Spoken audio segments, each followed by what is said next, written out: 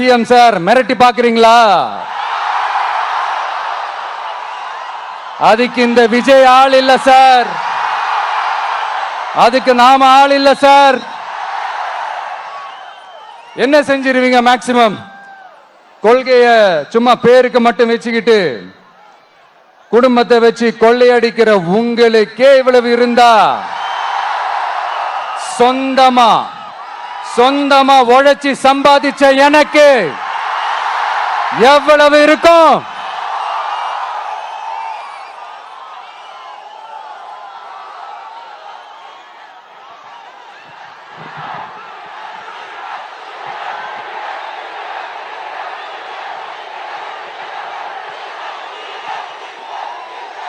Thank you நண்பா.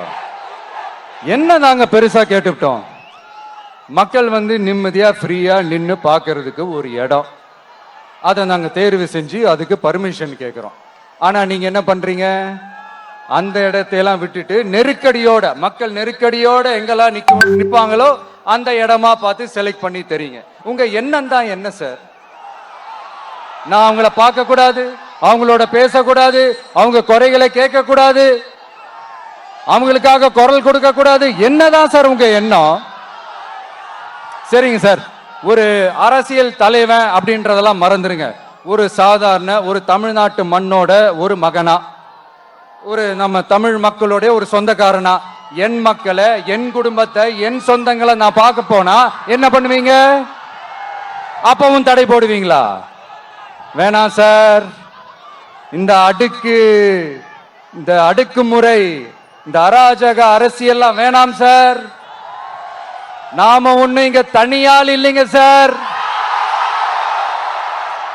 மாபெரும் மக்கள் சக்தியோட பிரதிநிதிங்க சார், மாபெரும் பெண்கள் சக்தியோட சகோதரன் சார், மாபெரும் இளைஞர் இயக்கமா இருக்கிறோம் சார்.